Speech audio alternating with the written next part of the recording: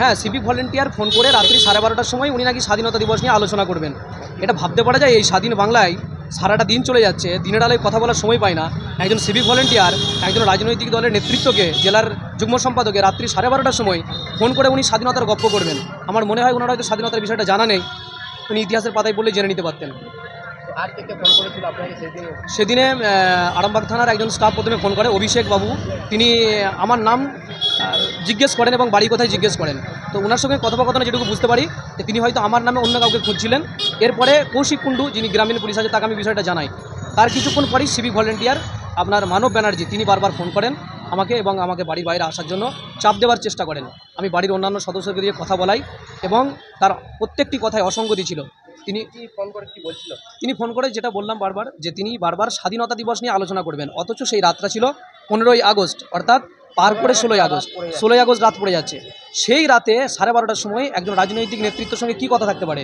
এবং ওই এলাকায় চলমান কয়েকটি ঘটনা নিয়ে নাকি উনি কথা বলবেন। আমি বলি, দাদা আপনি দিনের বেলা কথা বলুন, এলাকার আলো লোক আছে, তাদেরকে নিয়ে বসে আলোচনা করুন চলমান ইস্যু নিয়ে, কিন্তু এই রাত্রি 12:30টায় কেন? তো আপনি কি মনে করছেন আরজিকর কাণ্ডে র্যালিতে হেঁটেছেন এবং আরজিকর কাণ্ডে র্যালি বার করেছেন আইসিএফের পক্ষ থেকে? একদম আরজিকর কাণ্ড নিয়ে আমি আরামবাগে দুটো মিছিলে অংশগ্রহণ করি। একটা ডাক্তার নার্সের পক্ষ থেকে যেটা হয়েছিল এবং মধ্যরাতের যে দখল নারীরা নিয়েছিল, আমার মা, দিদি, কাকি, জেঠি, তাদেরকে সমর্থন সংহতি জানিয়ে আমি কিন্তু জাস্টিস ফর আরজিকর এই স্লোগানে আমি আরামবাগ শহরে সেদিন মধ্যরাত পর্যন্ত ছিলাম। তারপরেই পুলিশের এই তলব সিভিক ভলেন্টিয়ারকে দিয়ে আমার মনে হচ্ছে কোথাও যেন এটা এই আরজিকর ইস্যু নিয়ে শুধু মিছিলে হাঁটা নয়, সোশ্যাল মিডিয়াতে আমি অ্যাক্টিভ হয়েছি, বিভিন্ন রকমের লেখালেখি, ভিডিও, এই সমস্ত কিছুর জন্যই হয়তো জরুরি তলব করা হয়েছে বলে মনে করা হচ্ছে। এর আগে অনেক চেষ্টা করা হয়েছে, ভয় খাওয়ানোর চেষ্টা করেছে, অনেক কেসের ভয় দেখানো হয়েছে। যদিও আজকের দিনে দাঁড়িয়ে আরামবাগ আইসির যে কথোপকথন ভূমিকা, তার আমরা ভূয়সী প্রশংসা করছি। তিনি সন্তুষ্টজনক আমাদের সঙ্গে উত্তর দিয়েছেন বা কথা বলেছেন।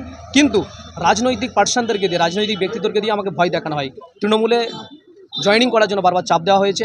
তৃণমূলে আমি জয়েন না করার কারণেও অনেক সময় কেসের ভয় দেখানো হয়েছে, কখনো লুটপাট, কখনো আমার ইলেকশনের সময় 2024 দোকান ভাঙচুর করে দেওয়ার হুমকি দেওয়া হয়েছে, 2021 আমার দোকান ভাঙচুর করা হয়েছে, মিথ্যা কেস দেওয়া হয়েছে। আজকের দিনে দাঁড়িয়ে 3-15 আগে তৃণমূল কংগ্রেসের একজন দুষ্কৃতী, নাম তার শেখ কামাল, তার নাম মানিক, সে আমার পরিবারের সদস্যদেরকে হুমকি দেয় যে ভাইকে ইন্ডিয়ান সেকুলার ফ্রন্ট আইএসএফ ছাড়তে হবে, রাজনীতি ছাড়তে হবে, না হলে মারধর করা হবে এবং প্রাণনাশের হুমকি দেয়। এই জায়গা থেকে দাঁড়িয়ে আমার মনে হচ্ছে এর মধ্যে গভীর একটা ষড়যন্ত্র লুকিয়ে আছে। শেখ সাদ্দাম হোসেন, আইএসএফ যুগ্ম সম্পাদক, হুগলি জেলা কমিটি।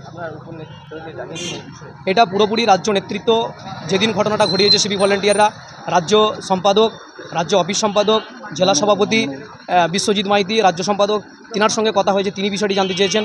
জেলা সভাপতি লক্ষ্মীকান্ত হাঁসদা তিনি কথোপকথন করেছেন সেদিন রাতে। অফিস সেক্রেটারি তিনি কথোপকথন করেছেন। তার পরের দিনে চেয়ারম্যান বিধায়ক নওশাদ সিদ্দিকী তিনি নিজে খোদ ফোন করে বিষয়টি জেনেছেন এবং প্রত্যেকটি এসপি, আইসি, এসডিপিও প্রত্যেকটি জায়গায় মেল করার জন্য বলেছেন। সেই সূত্রে আজকে লক্ষ্মীকান্ত হাঁসদা জেলা সভাপতির নেতৃত্বে আজকে প্রতিনিধি দল আমরা আরামবাগ থানায় দেখা করলাম আইসির সঙ্গে। আইসি সন্তুষ্টজনক উত্তর দিয়েছেন। আমরা আশা করব তিনি যে সিভিক ভলেন্টিয়ার্সদের নামে আমরা অভিযোগ করেছি তাদেরকে ডেকে তিনি জিজ্ঞাসাবাদ করবেন। আইসি স্যার জানিয়েছেন তিনি 7 তারিখ থেকে 17 তারিখ পর্যন্ত আরামবাগ থানায় তিনি ছিলেন না, অন্য কেউ এই দায়িত্বে ছিলেন। কী ঘটনা ঘটেছে তিনি বিষয়টি জানেন না, তবে তিনি বিষয়টি খোঁজ নিয়ে দেখছেন। আমরা তার ভূমিকাতে যথেষ্ট সন্তুষ্টজনক মনে হয়েছে।